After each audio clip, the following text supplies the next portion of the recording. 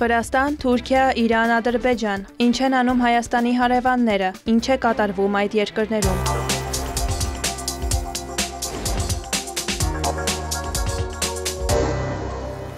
Վրաստանի տարածքային ամբողջականության վերականգնումը հնարավոր է, ԻՄԵԴ-ի հեռուստաընկերությանը տված հարցազրույցում հայտարարել է Իրակլի Կոբախիձեն։ Վրաստանի վարչապետի խոսքով Աբխազիայի և Հարավային Օսիայի հետ վերամիավորումն իրականություն կդառնա, եթե Թբիլիսին համբերատարություն ցուցաբերի։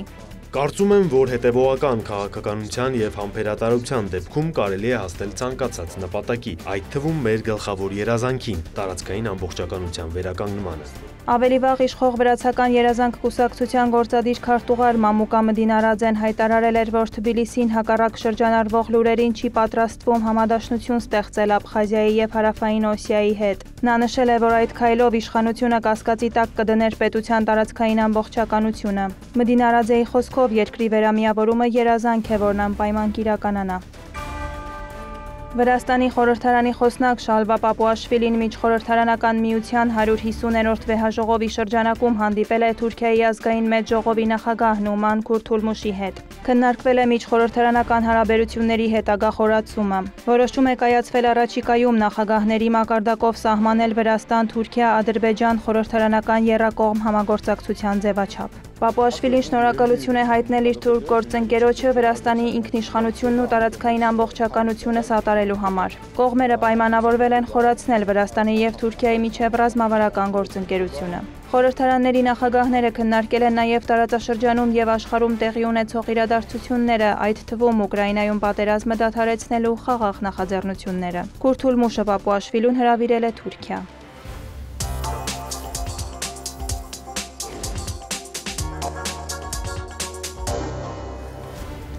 Օզգյուր Օզելը վերընտրվել է Թուրքիայի ընդդիմադիր ժողովրդահանրապետական կուսակցության ղեկավարի պաշտոնում։ Անկարայում տեղի ունեցած կուսակցության համագումարում կրկին հայտարարվել է նախագահ Ռեջեփ Էրդողանին անվստահություն հայտնելու նպատակով ստորագրահավաք անցկացնելու մասին։ Մարտի 19-ին Ստամբուլի քաղաքապետ Էքրեմ Իմամօղլուի ձերբակալությունից հետո Թուրքիայում զանգվածային բողոքի ակցիաներ են բռնկվել։ Հերթական հանրահավաքի ժամանակ Օզելը հայտարարել է, Թուրքիայի իշխանությունը ստացել է Դոնալդ Թրամփի հավանությունը Իմամօղլուի ձերբակալության համար։ Հեղաշրջման կազմակերպիչները Թուրքիայում են, իսկ նրանց կապերը ԱՄՆ-ում։ Ոչ Ամերիկան, ոչ Թրամփը չեն փրկի ձեզ մեզնից առաջիկա ընտրություններում։ Օզելի հայտարարությանն արձագանքել է Թուրքիայի արտգործնախարարը։ Հական Ֆիդանը հայտարարել է, իշխանությունը ոչ մեկի հրամաններին չի ենթարկվել, բացի ժողովրդից։ Հենց Օզելն է քվեատուփերից դուրս լեգիտիմություն փնտրում և փորձում քաղաքականություն ձևավորել փողոցներում։ Հենց Օզելն էր մի քանի շաբաթ շարունակ հույս դրել արտասահմանյան օգնության վրա, աջակցություն խնդրելով օտարերկրյա մայրաքաղաքներից։ Օզելն է, որ փորձում է կոռուպցիայի գործը հերոսական պատմության վերածել։ Ֆիդանը հավելել է, շարունակելու են ծառայել ժողովրդին։ Թուրքիայի, Վրաստանի, Ադրբեջանի և Բուլղարիայի էներգետիկայի նախարարները Բաքվում փոխըմբռնման հուշագիր են ստորագրել կանաչ էլեկտրաէներգիայի փոխանցում և առևտուր ծրագրի շրջանակում։ Այս նախագծի շնորհիվ 4 երկրները միմյանց հետ կկապվեն էլեկտրահաղորդման նոր գծերով։ Հնարավոր կլինի վերականգնվող էներգիայի աղբյուրներից արտադրված էլեկտրաէներգիայի անդերսահմանային փոխանցումն ու առևտուրը։ Երբ նախագիծն իրականացվի, էլեկտրաէներգիայի փոխանցման համակարգերը արդիականացվելու են, արտադրող ենթակառուցվածքն ավելի արդյունավետ կաշխատի, իսկ էներգամատակարարման անվտանգությունը կբարձրանա։ Թուրքիայի էներգետիկայի և բնական պաշարների նախարար Ալպարսլան Բայրակթարը հայտարարել է, որ ռազմավարական այդ համագործակցությունը նշանակալի ներդրում կունենա տարածաշրջանի էներգետիկ ապագայի համար, կայունության, արդյունավետության և ինտեգրման տեսանկյունից։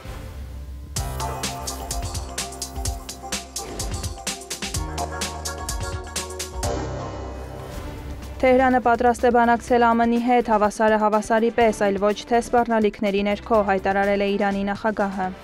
Եթե բանակցություններ եք ուզում, ինչ իմաստ ունի սպառնալ, Վաշինգտոնը այսօր փորձում է նվաստացնել ոչ միայն Իրանին, այլև ամբողջ աշխարհին։ Այս պահվածքը հակասում է բանակցությունների կոչին։ Ավելի վաղ Վաշինգտոնը նախազգուշացրել էր, որ ԱՄՆ վարչակազմը քայլեր կձեռնարկի, եթե Թեհրանը հրաժարվի միջուկային ծրագրի շուրջ բանակցություններից։ Պետքարտուղարությունից ևս մեկ անգամ շեշտել են, Իրանը երբեք չպետք է միջուկային զենք ունենա։ Իրանի արտաքին գործերի նախարար Աբբաս Արաղչին անդրադարձել է Իրանի և ԱՄՆ-ի միջև հնարավոր բանակցություններին, նշել Թեհրանը ներկայացրել է իր դիրքորոշումը և կողմ է դիվանագիտությանը, սակայն միջնորդավորված ձևով։ Նախարարը տեղեկացրել է, որ բանակցություններ դեռևս տեղի չեն ունեցել։ Արաղչին նաև արձագանքել է ամերիկացի սենատորներից մեկի հայտարարությանը, թե Միացյալ Նահանգների նախագահը կցանկանար, որ Իրանի հետ պայմանավորվածությունը նման լիներ 2003 թվականին ԱՄՆ-ի և Լիբիայի միջև կնքված համաձայնագրին։ Այդ ժամանակ Լիբիայի առաջնորդ Մուամմար Քադաֆին հրաժարվեց զանգվածային ոչնչացման զենք ստեղծելու գաղափարից և երկրում սկսվեց ապառազմականացման գործընթաց։ Արաղչին բացառել է նման սցենարը, շեշտելով դա միայն երազում կտեսնեն։ Դիվանագետը հավելել է, որ Թեհրանը պատրաստ է միջուկային հարցի շուրջ բանակցությունների պատժամիջոցների վերացման դիմաց։ Նրա խոսքով Դոնալդ Թրամփի նամակին Իրանի պատասխանը եղել է դրա բովանդակությանը և տոնայնությանը համապատասխան։ Իրանի արտգործնախարարը նշել է, որ Իսլամական Հանրապետությունը պատրաստ է իրադարձությունների զարգացման բոլոր հնարավոր սցենարներին և վճռականորեն կպաշտպանի ինքնիշխանությունն ու ազգային շահերը։ Իրանի զինված ուժերի գլխավոր շտաբի պետ գեներալ-մայոր Մոհամմադ Բաղերին ներկայացրել է Դոնալդ Թրամփի նամակին իրանական կողմի պատասխանի մանրամասները։ Նրա խոսքով Միացյալ Նահանգների նախագահի նամակն արժանի պատասխան է ստացել։ Դրա մեջ ընդգծված է, որ Թեհրանը ձգտում է տարածաշրջանում կայունության։ Բաղերին վերահաստատել է, Իրանը չի ցանկանում միջուկային զենք ստեղծել, այլ բացառապես փորձում է ապահովել իր կարիքները։ Պաշտոնյայի խոսքով ուղիղ բանակցություններ չեն լինի, քանի որ ամերիկյան կողմի նկատմամբ վստահություն չկա։ Միևնույն ժամանակ Իրանը չի փակում երկխոսության ճանապարհը և բանակցությունների հնարավորություն է թողնում։ Բաղերին ընդգծել է, Իսլամական Հանրապետությունը պատերազմ չի փնտրում, բայց չի ընդունում թելադրանքն ու ճնշումը և դիմակայելու է դրանց։ Նա նշել է, որ Իրանի շահերի և ինքնիշխանության դեմ ցանկացած ոտնձգության պատասխանը լինելու է ջախջախիչ։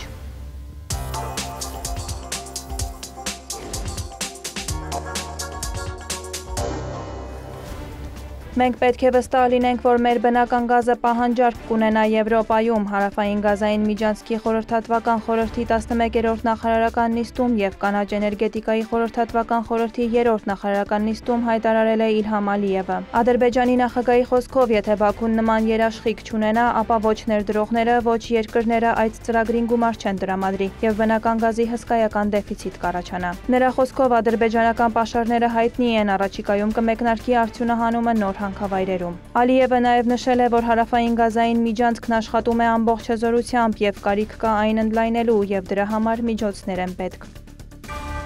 Իլհամ Ալիևն ընդունել է Թուրքիայի էներգետիկայի և բնական պաշարների նախարար Ալպարսլան Բայրակթարին։ Հանդիպման ընթացքում մտքեր են փոխանակվել էներգետիկ ոլորտում Ադրբեջանի և Թուրքիայի կապերի ընդլայնման, այդ թվում ածխաջրածինների և էլեկտրաէներգիայի ոլորտներում համագործակցության վերաբերյալ։ Ընդգծվել է, որ դրա հետագա զարգացման համար մեծ հնարավորություններ կան։ Դրական է գնահատվել Սոկարի, Թյուրք Փետրոլարեի և Բոթաշի միջև համագործակցությունը։ Քննարկվել է ապագայում Ադրբեջանում, Թուրքիայում և այլ երկրներում այդ փոխգործակցության իրականացման հարցը։ Անդրադարձ է կատարվել էլեկտրաէներգիայի արտահանմանը, նշվել է Սոկարը արդեն իսկ վաճառքներ է իրականացնում դեպի Թուրքիա։